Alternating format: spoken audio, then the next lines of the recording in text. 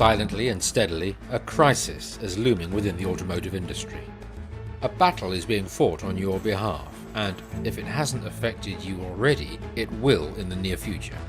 As you watch this presentation, the EU is considering proposals which will drive repair work away from independent garages and towards vehicle manufacturers' own franchised dealerships. Potentially this will put hundreds of independent garages out of business, drastically increase repair costs, and dangerously result in cars being serviced less often. And the reason why? Because the EU has decided there is no case for the renewal of legislation which ensures the independent aftermarket can access technical information needed for the service or repair of vehicles. As vehicles become increasingly complex, this means the franchise networks will have a near monopoly when it comes to repairing vehicles. And if you don't think this affects you, you're wrong. This affects the whole aftercare industry. Parts, service, tyres, and more. In the last few years, there have been vast improvements in automotive technology. Airbags and braking systems have saved countless lives. Computerized engine management systems have improved fuel economy and reduced emissions.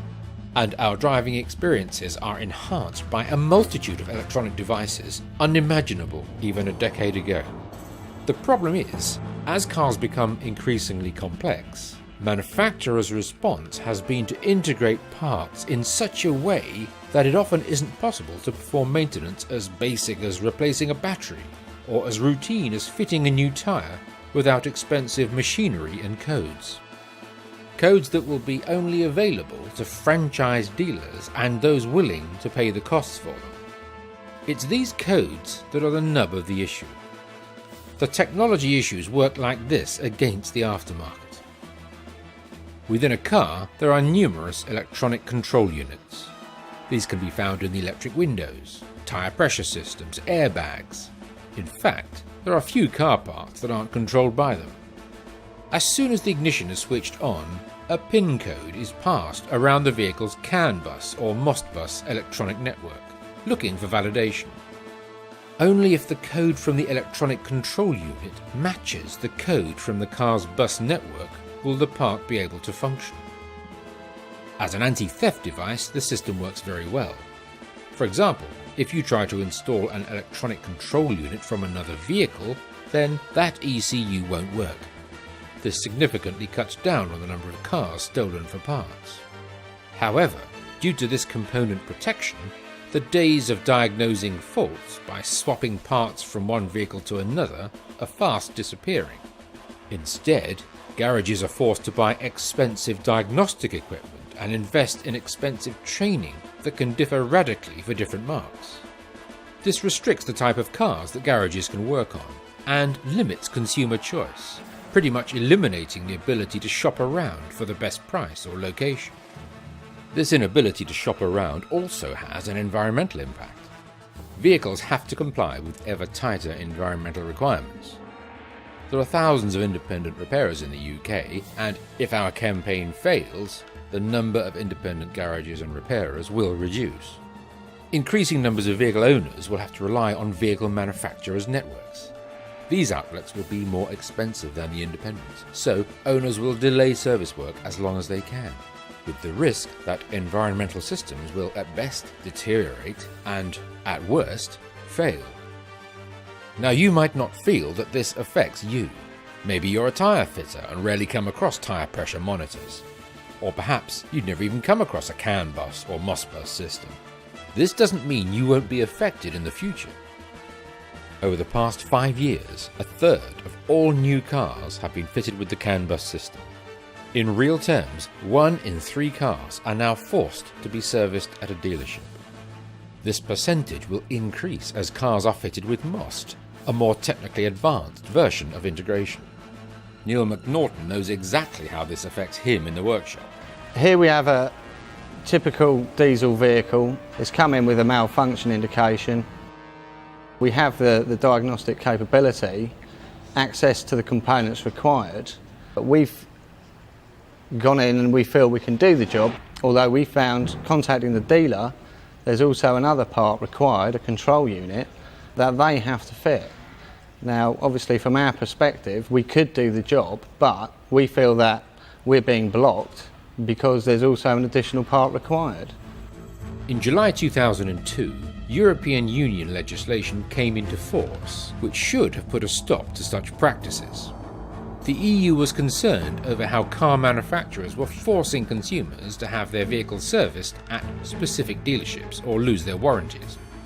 In theory, this law would have allowed anyone suitably qualified to work on a car without invalidating the car's warranty. Its aim was to open up the industry and create a level playing field.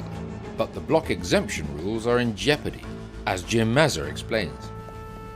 As technology develops, the modern car becomes a computer on wheels. And in order to maintain and repair the modern motor vehicle, access to technical information has to be freely available. Block exemption regulations were introduced in Europe in 2002, which recognise this need. And vehicle manufacturers are obliged to provide access to information. However, there's a real possibility in 2010 this legislation will not be renewed. Using a loophole in the law that allows manufacturers to restrict access to technical information that might allow someone to disarm onboard anti-theft devices or to recalibrate electronic devices, it's becoming increasingly necessary to take vehicles to the dealership for recommissioning, even if the repair work has been successfully completed by an independent repairer.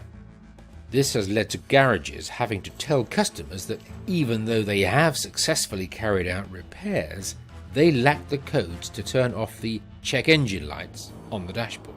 This leaves garage owners in an impossible situation, a feeling all too familiar to Phil Goswell. They feel that we're incapable of repairing their vehicles, that we're inadequate.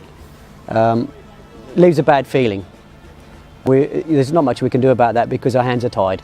They have no choice, they have to go to main dealers. We've lost the customer generally. Very frustrating overall, very frustrating. Not only does this totally go against the spirit of the legislation, it also contravenes the ideas put forward in the explanatory brochure produced by the EU.